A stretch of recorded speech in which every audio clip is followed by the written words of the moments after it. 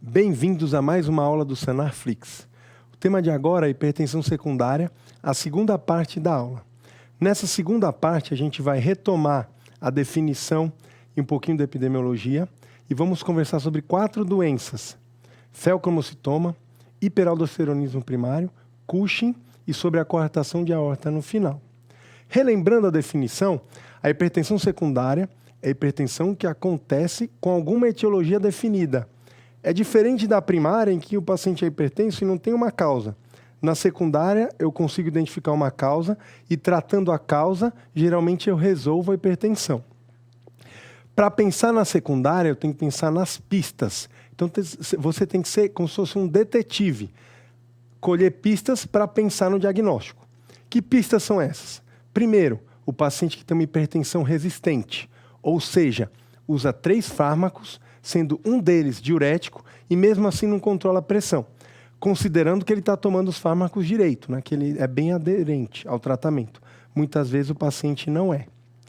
Segunda pista, o paciente jovem, antes dos 30 anos, que tem hipertensão, principalmente aqueles que não são obesos e que não têm histórico familiar. Porque a gente tem uma crise de obesidade no mundo e é mais comum, cada vez mais comum, pacientes adolescentes com hipertensão primária. Mas para quem não é obeso e que não tem histórico familiar, deve chamar atenção quando começa a hipertensão antes dos 30. A elevação de PA em pacientes que estão estáveis. Então o paciente toma medicação antihipertensiva e está muito bem controlado. E de repente a pressão começa a subir, sem uma causa aparente. Tem que pensar em hipertensão secundária. Quarto ponto, a hipertensão maligna, que era chamada antes de acelerada maligna. É aquela que já começa em estágio 3, então níveis de pressão acima de 18/11, associada à retinopatia grave, grau 3 com exsudatos e grau 4 com papiledema. E o quinto ponto são achados específicos do exame físico e de exames complementares, como a gente vai ver em cada patologia que a gente vai discutir. Falando primeiro sobre o feocromocitoma, você tem que pensar sempre na tríade clássica do fel. A tríade clássica é composta por cefaleia, por taquicardia e por sudorese. E esses sintomas acontecem em paroxismos. De uma hora para outra é súbito. Começa súbito e passa súbito, em paroxismos. E essa tríade vai estar relacionada com a hipertensão, que pode ser paroxística também ou pode ser sustentada. Metade das vezes é sustentada e metade é paroxística. Ou seja, você tem momentos de elevação de PA. Não é o tempo inteiro que a pressão está elevada. Tem alguns momentos no dia que a pressão sobe, nos outros a pressão está normal. No feocromocitoma, eu tenho um tumor que produz catecolamina nas chamadas células cromafins. Então, esse tumor produz um excesso de catecolaminas e onde ele está localizado? Principalmente na adrenal. Então, a adrenal é o principal local. 90% das vezes, esse tumor está na adrenal. Ele vai lá produzir catecolamina. O que a catecolamina faz? Ela leva a um aumento da resistência vascular periférica e também a uma taquicardia. E isso, no fim das contas, vai levar à hipertensão, vai levar à elevação de PA. Para eu fazer o diagnóstico, eu preciso identificar esse excesso de catecolaminas ou no organismo. Pode ser na urina de 24 horas, eu vou medir a metanefrina fracionada na urina, ou pode ser no sangue, metanefrina plasmática. A plasmática é mais cara, ela é mais sensível, mas não está tão disponível. Então, geralmente, a gente usa a metanefrina fracionada na urina. Uma vez que eu identifiquei que o paciente tem um excesso de metanefrina, de catecolamina, no organismo, eu tenho que identificar da onde está vindo isso.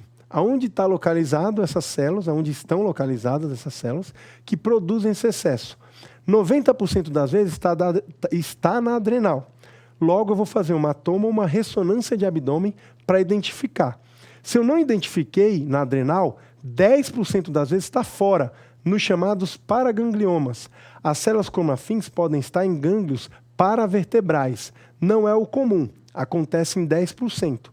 Aí eu vou ter que fazer um exame de corpo inteiro, geralmente um PET-CT, para tentar identificar. Mas o mais comum mesmo é um adenoma produtor, é um feocromocitoma unilateral. Aqui tem um exemplo na adrenal, nesse paciente. nesse exemplo, está na adrenal direita. Então, existe uma regra dos 10. 10% só é maligno, 10% está fora da adrenal, é um paraganglioma, e 10% só é bilateral. Então, geralmente, o FeL, ele está na adrenal, ele é unilateral e benigno. 90% das vezes é assim. Qual que é o tratamento? O tratamento, para saber, lembrar do tratamento, ou aprender, eu tenho que saber sobre os receptores adrenérgicos. O primeiro receptor que eu tenho é o alfa-1. O receptor alfa-1, ele está no vaso sanguíneo. E quando a catecolamina se liga a esse receptor, acontece uma vasoconstrição. Com isso, aumenta a resistência vascular periférica e isso causa aumento de pressão. Então, receptores alfa-1 ficam periféricos no vaso sanguíneo. Os receptores beta-1 são cardiovasculares. Quando a catecolamina se liga nesse receptor, acontece um aumento da força de contração, porque aumenta cálcio, practina, miosina e facilita a contração. Então, isso é um inotropismo positivo. Também ocorre um aumento da frequência cardíaca. Nesse caso, eu chamo de cronotropismo positivo. Cronotropismo positivo. E o terceiro receptor é o beta-2. O beta-2 fica no pulmão. Quando eu estimulo o beta-2, ocorre uma broncodilatação. É por isso que para pacientes com asma ou com DPOC, eu utilizo beta-2 agonistas, porque eles vão lá nesses receptores e vão causar broncodilatação. Quando vou tratar o FeL, eu tenho que primeiro fazer um alfa-bloqueio, um alfa-1 bloqueio. Posso usar a fenoxibenzamina, que é uma droga que não está tão disponível no Brasil, é mais comum na Europa e nos Estados Unidos. E o que a gente tem disponível? Doxazosina e tansulosina. São alfa-1 bloqueadores. Bloqueando o alfa-1, não vai ter esse efeito de vasoconstrição, então eu consigo muitas vezes controlar a pressão. Se eu não controlei com bloqueio alfa-1, eu posso partir a associar a um bloqueio beta-adrenérgico. Nesse caso, eu vou usar ou propanolol ou atenolol. Mas tome muito cuidado. Para um pouquinho e pensa. Se eu começar com beta-bloqueio, eu vou bloquear o beta-1, que está no coração. Mas vai sobrar o alfa-1, que está no vaso. Se a catecolamina se ligar nesse receptor, eu vou ter muita vasoconstrição e aumento de pressão. Então, não posso fazer isso. Eu sempre começo com alfa-1 bloqueio, sempre. Espero pelo menos 2 semanas. Se não controlou, aí eu parto para um beta-bloqueio. E, por fim, eu vou fazer a cirurgia, que é a adrenalectomia. Eu vou tirar o tumor. Sempre antes da cirurgia, eu tenho que fazer o alfa-bloqueio por pelo menos 2 semanas. E aí eu posso ou não associar um beta-bloqueador junto, a depender do controle da pressão. Mas é crucial que tenha um alfa-1 bloqueio adequado antes da cirurgia. Outra causa endócrina que é bem comum é o hiperaldosteronismo primário. Essa causa está relacionada com hipertensão resistente, com alcalose metabólica, mas o principal achado é a hipocalemia. O potássio vai estar baixo no sangue. Então, toda vez que você tiver um paciente hipertenso que tem hipocalemia espontânea, ou seja, ele não usa diurético e está com potássio baixo, tem que pensar em hiperaldo primário. Acontece por um aumento de produção de aldosterona que não depende de renina, é uma produção autônoma de aldosterona. É mais comum de acontecer ou por uma hiperplasia adrenal bilateral ou por um adenoma unilateral. Essas são as causas mais comuns. O carcinoma de adrenal, que é maligno, ele é bem raro. Então, as causas principais, hiperplasia e adenoma. Qual que é a fisiopatologia? Quando eu tenho um tumor aí, ou uma hiperplasia que produz excesso de aldosterona, vai agir no néfron, vai agir no rim, aldosterona, e vai agir no ducto coletor. Lá no ducto coletor, o que vai acontecer? A aldosterona vai estimular esses receptores aqui, ó, esses canais de membrana chamado ENaC. São canais de sódio que dependem de voltagem. Esse canal vai fazer a urina, né, o sódio da urina ser reabsorvido pelo rim. Então, quando a aldosterona em excesso, aumenta os canais ENaC, que vai fazer o sódio que está na urina passar para o néfron e daí vai passar para o sangue. O sódio sempre acompanha a água. Então, para onde o sódio vai, a água vai junto. O que vai acontecer? Eu vou ter uma retenção de água e sódio no organismo. Com isso, vai ter aumento de pressão. Mas acontece uma outra coisa também. Quando tem a reabsorção de sódio, como a gente pode ver aqui do sangue, ocorre uma troca. O sódio sai e o potássio entra, pela sódio-potássio ATPase. Nessa situação, o potássio sai do sangue e vai para o néfron, e aí ele vai ser secretado para a urina. Com isso, vai ter uma eliminação excessiva de potássio na urina, e dessa forma acontece uma hipocalemia. Então, o achado primordial do hiperaldo primário é hipertensão com hipocalemia, pela fisiopatologia da ação da aldosterona. A aldosterona faz reabsorver água e sódio pelos canais ENaC, e essa reabsorção leva à secreção de potássio na urina, levando à hipocalemia. Exames complementares. Eu tenho que diagnosticar que tem um aumento de aldosterona no organismo. Eu meço a aldosterona diretamente, ela vai estar acima de 15, ou eu posso fazer também uma relação entre a aldosterona e a atividade de renina plasmática. Quando essa relação está muito alta, acima de 30, o diagnóstico praticamente está firmado. Eu vou ter que confirmar. Mas por que essa relação fica alta? Porque, geralmente, em condições normais, o paciente é normal, não tem hiperaldo. A renina aumenta, a aldosterona aumenta junto. Esse aumento de aldosterona leva a um feedback negativo, que vai diminuir a renina. Agora, quando eu tenho uma produção autônoma de aldosterona, a aldosterona vai ficar bem alta e vai levar um feedback negativo que vai diminuir a renina.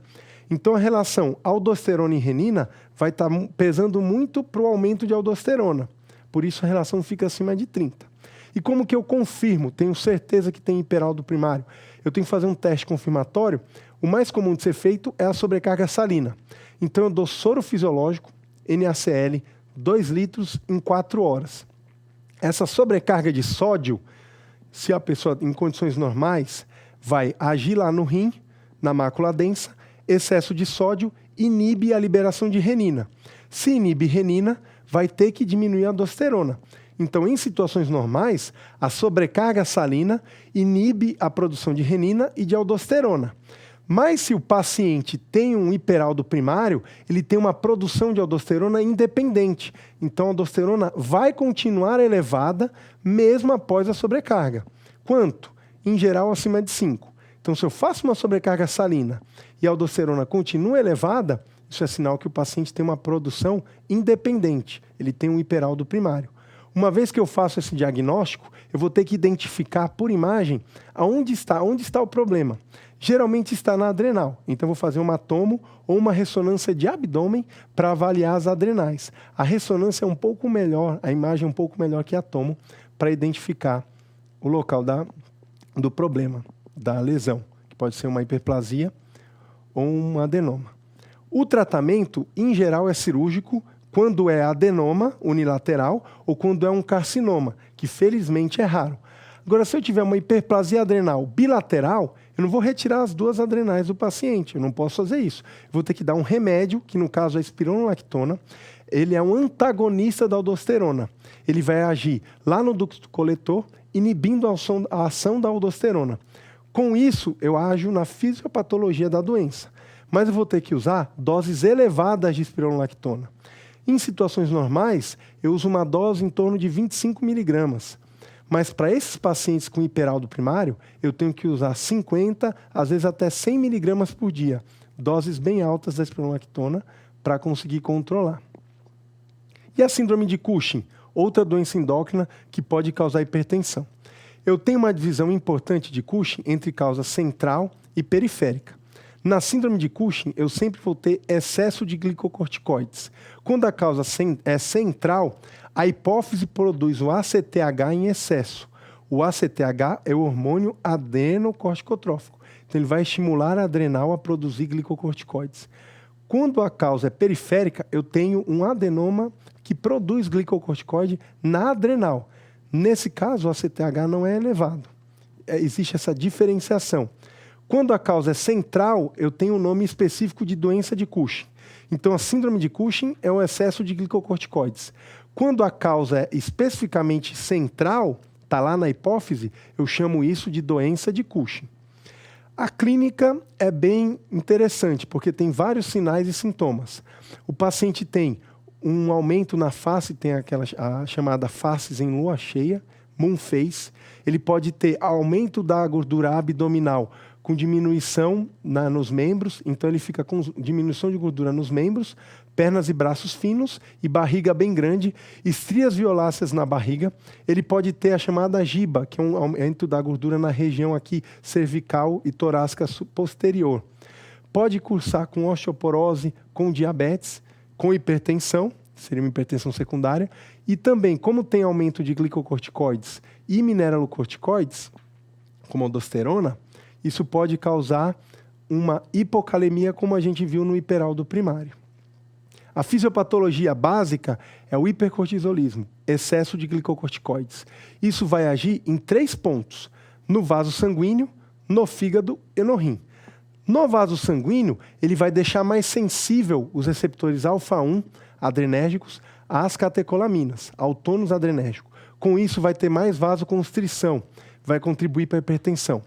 No fígado, ele estimula a produção de angiotensinogênio, o glicocorticoide. Isso vai aumentar, no fim das contas, a angiotensina 2, que leva à hipertensão.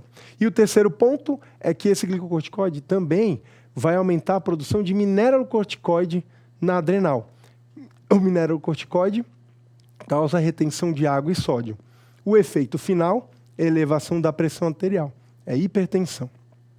Exames complementares. Eu tenho que identificar esse excesso de cortisol no sangue. Eu posso fazer isso com cortisol livre, uma urina de 24 horas. Então, colho a urina de 24 horas e meço o cortisol, vai estar elevado. Eu posso solicitar o cortisol salivar à noite. Geralmente é feito entre 11 e meia-noite. Por quê? Em condições normais, o cortisol ele está elevado no começo do dia e ele vai caindo ao longo do dia. À noite, ele deveria estar baixo. Quando o paciente tem Cushing, à noite, na saliva, o cortisol continua elevado. E o teste de supressão com dexametasona. O que eu faço? Na noite anterior ao teste, eu dou 1 miligrama de dexametasona e colho o cortisol às 8 horas da manhã do dia seguinte. Em condições normais, o cortisol vai estar inibido no dia seguinte pela manhã. Mas em quem tem Cushing, esse cortisol vai estar elevado. E outro exame importante é o ACTH para definir aonde está o problema. A partir daí eu faço um exame de imagem. Se o ACTH está elevado, provavelmente a causa é central, é a doença de Cushing. O problema está na hipófise. Então eu vou fazer uma ressonância cerebral. Se o ACTH está baixo, o problema provavelmente está nas adrenais. Então eu vou fazer uma ressonância de abdômen para avaliar as adrenais. E o tratamento qual que é? Quando eu tenho a doença de Cushing, a hipófise, que é aquele ACTH dependente, o ACTH está alto. O tratamento primário é a cirurgia. Posso usar carbegolina ou radioterapia para inibir a hipófise. Agora, se eu tenho um problema periférico e for um adenoma, eu elimino esse adenoma, faço uma cirurgia e retiro. Agora, se o problema é exógeno, eu vou fazer o desmame do glicocorticoide. Então, eu estou dando o glicocorticoide em excesso, eu vou ter que retirar de forma lenta, desmamar. Porque se eu retirar de forma rápida, o paciente pode fazer insuficiência adrenal. Então, exemplo, se ele usa 20 miligramas de prednisona, eu tenho que reduzir para 15, para 10, para 5 e aí retirar. Isso pode demorar algumas semanas até conseguir retirar completamente com segurança. Por fim, a gente vai falar de coartação de aorta, que não é um problema endócrino, é um problema congênito, mecânico. Para pensar em coartação, a pressão do membro superior fica bem mais alta que a do membro inferior, geralmente mais de 20 milímetros da pressão sistólica. Por que acontece a coartação? É um problema congênito, onde a região do ístimo da aorta, que ali eu tenho os grandes vasos, o tronco braquicefálico primeiro, o do meio, carótida comum esquerda, e o terceiro é a subclávia esquerda. Depois da subclávia esquerda eu tenho um ístimo, e ali no ístimo eu tenho uma estenose, que é a chamada coartação. Na criança, no feto e no recém-nascido, existe o canal arterial, que comunica a artéria pulmonar até a aorta. Então, nessa situação, no feto e no recém-nascido, o sangue consegue passar da artéria pulmonar para a aorta. Nesse caso, não tem tanto problema.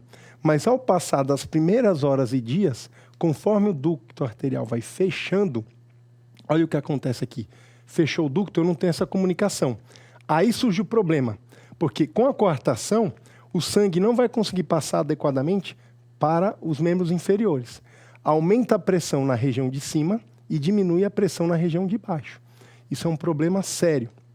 Pode causar repercussão em todo o organismo. Para fazer o diagnóstico, eu preciso avaliar a aorta, um exame de imagem, basicamente. O principal é a angiotomo de aorta.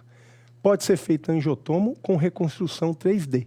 Então, ali à esquerda eu tenho, aqui na seta branca, coartação, e a seta preta é uma dissecção da aorta após a coartação. Então, isso é comum de acontecer. Eu ter coartação e ter junto aneurisma ou dissecção de aorta. As doenças de aorta podem vir juntas. E aqui é uma reconstrução 3D, em que eu tenho justamente na região do istmo, após aqui é a subclave esquerda e aqui é um istmo. Eu tenho um estreitamento na região do istmo, que é a coartação de aorta. O tratamento é desobstruir. Eu consegui resolver essa restrição. Pode ser endovascular, com catéter balão. Eu vou lá, passo um balão e dilato essa aorta e depois coloco um stent. E pode ser também cirúrgico. Eu faço uma ressecção na região da coartação e faço a ligação término-terminal da região proximal com a região distal. Corta e costura. Então, nessa aula, o que a gente viu? A gente revisou alguns conceitos gerais de hipertensão secundária, viu 3 doenças endócrinas, o feocromocitroma, com a sua tríade, o hiperaldosteronismo primário, que tem lembrado da hipocalemia, e a doença de Cushing, que é aquela síndrome que tem vários sintomas, com moon face, com aumento da gordura abdominal, estrias, e a coartação de aorta, que tem uma grande diferença de pressão entre membros superiores e inferiores.